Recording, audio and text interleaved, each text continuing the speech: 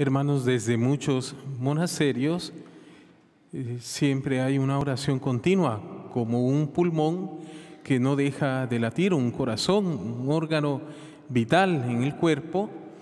Así para la iglesia, los monasterios, en muchos monasterios, lugares que tal vez nunca has visitado, nunca hemos visitado, pero sabemos que están ahí y que gracias también a esas oraciones continuas, toda la iglesia se beneficia y toda la humanidad.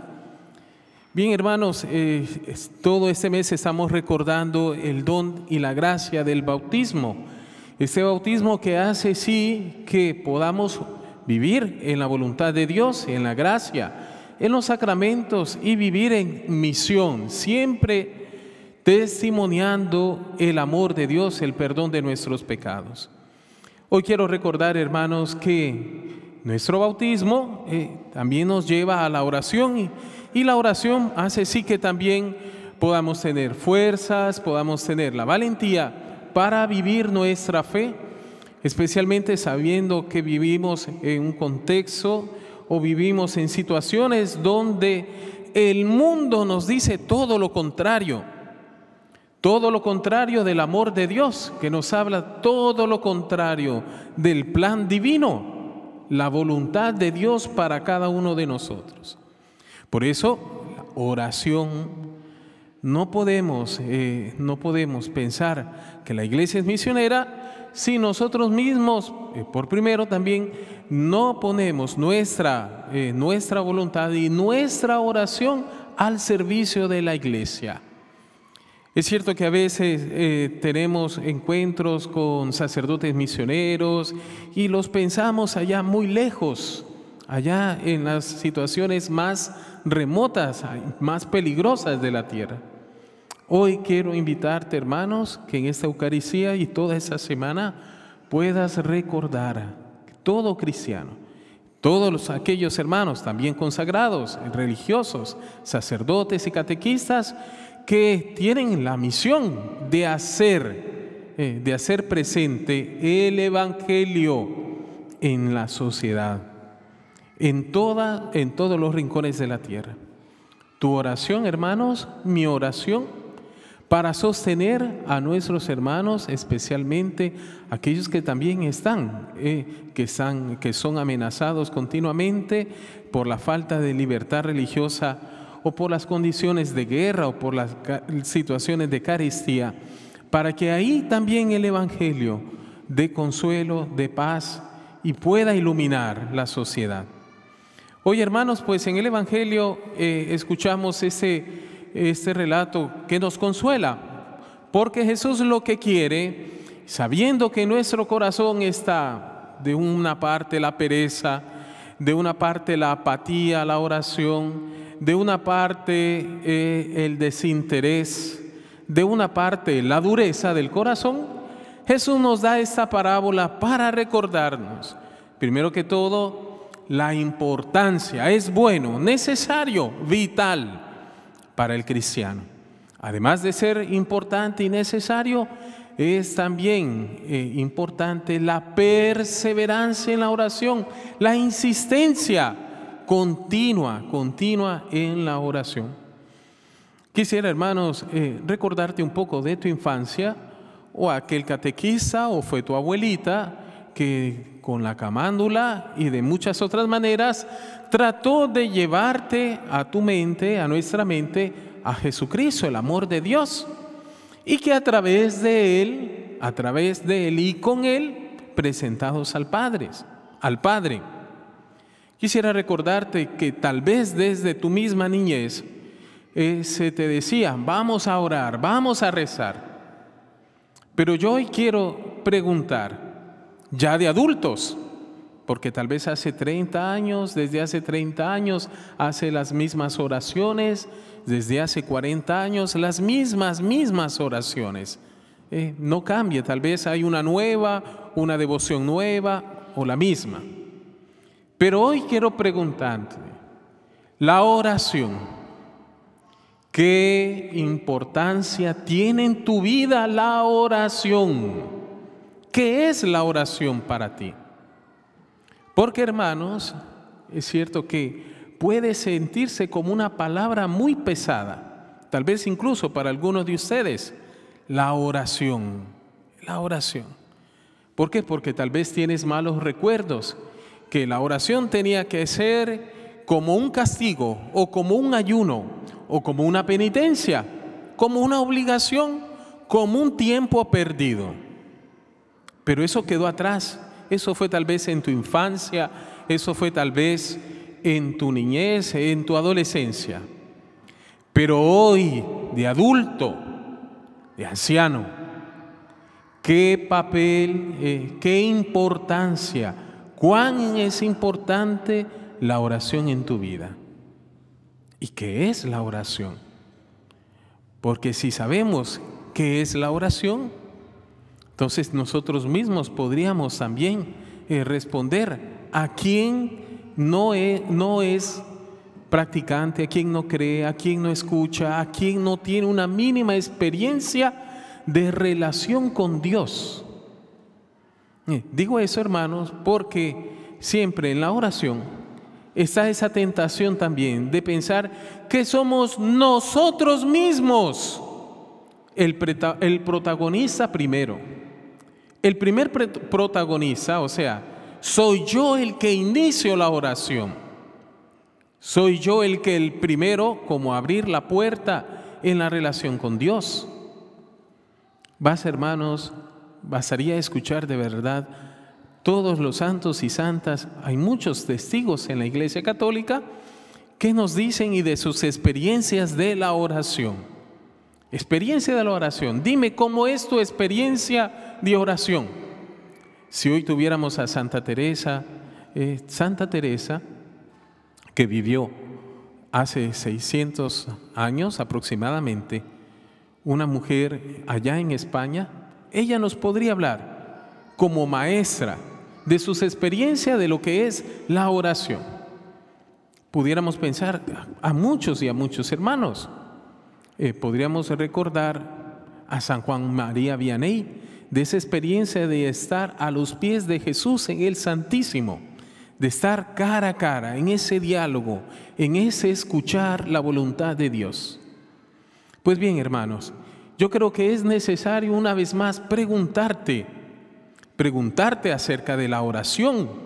¿Cuán es importante en la oración, en tu vida? ¿Cuánto tiempo tienes? ¿Cuánto dedicas? ¿Cuánto es necesaria la oración en tu vida? Hermanos, pero a esa pregunta dejemos también que sea el Espíritu Santo que venga en nuestra ayuda a darnos también la respuesta.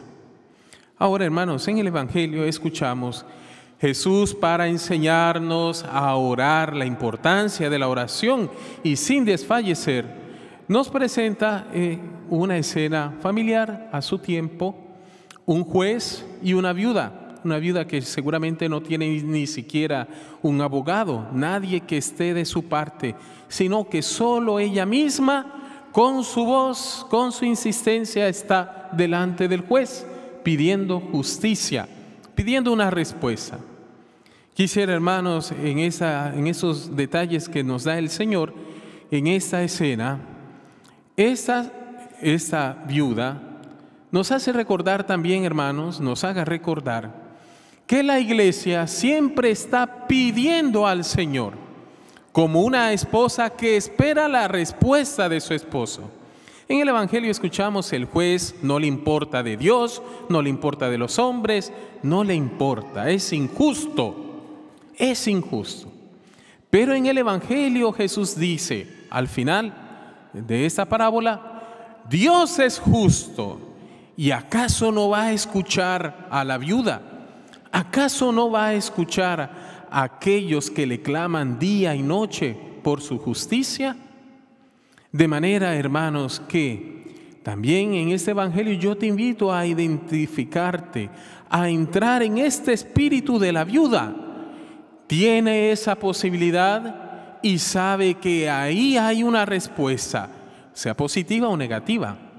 Entonces, de manera que en la oración, en el diálogo con el Señor, tú estás esperando una respuesta, estás esperando.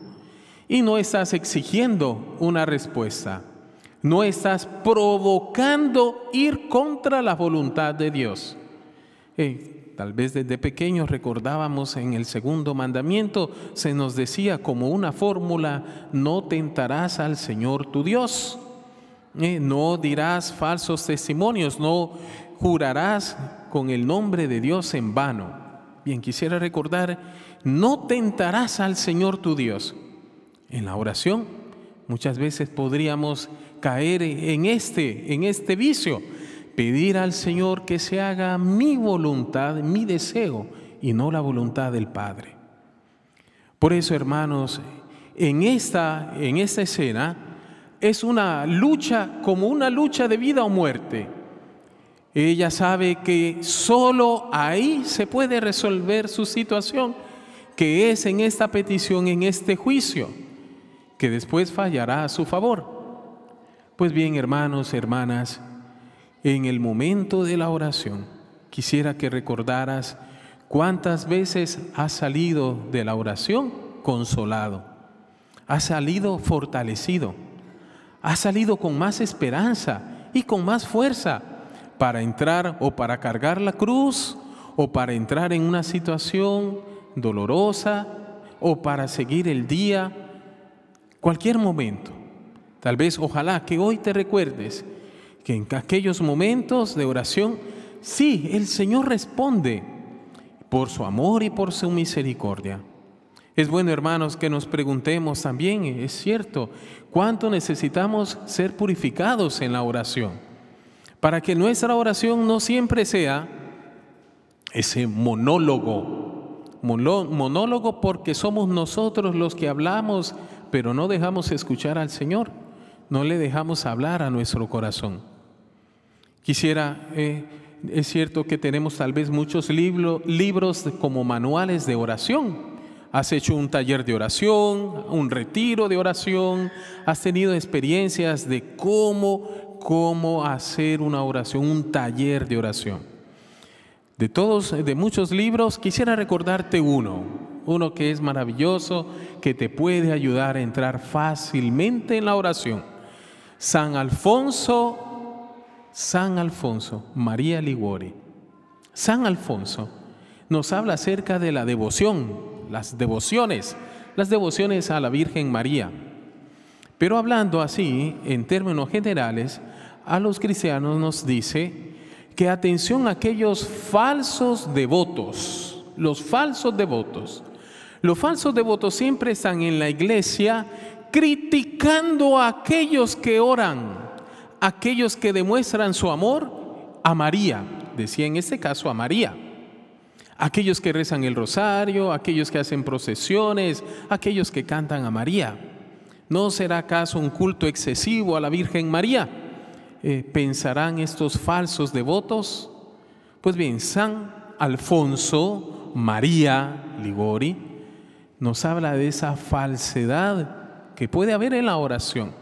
Al momento de criticar a los demás de falso amor y al mismo momento no vivir ese amor, no enseñar ese amor, no educar a los demás al amor.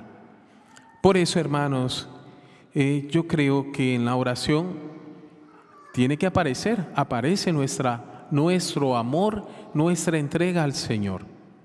Con cuánto amor nosotros nos entregamos en la oración, con ese mismo amor nosotros sentimos los beneficios del amor de Dios. Si en nuestra oración está solo la exigencia de resolver nuestros problemas, pues salimos sin amor, saliremos sin una respuesta de vida y de vida eterna. Hoy, hermanos, hermanas, yo te invito una vez más, recuerda que la oración, una oración católica, la oración para ti es la Santa Eucaristía, donde es el sacerdote a orar sobre este pan y este vino para que el Espíritu Santo descienda. Y si tú participas del cuerpo y de la sangre de Cristo, y si tú participas, lo podrás también transmitir a los demás, porque es un regalo que no se queda encerrado en nuestro corazón. Quiero recordarte, hermanos, muchas veces tal vez estamos distraídos en la oración, muchas veces en el canto, a la escucha del Evangelio, la primera lectura nos escucha o el Salmo.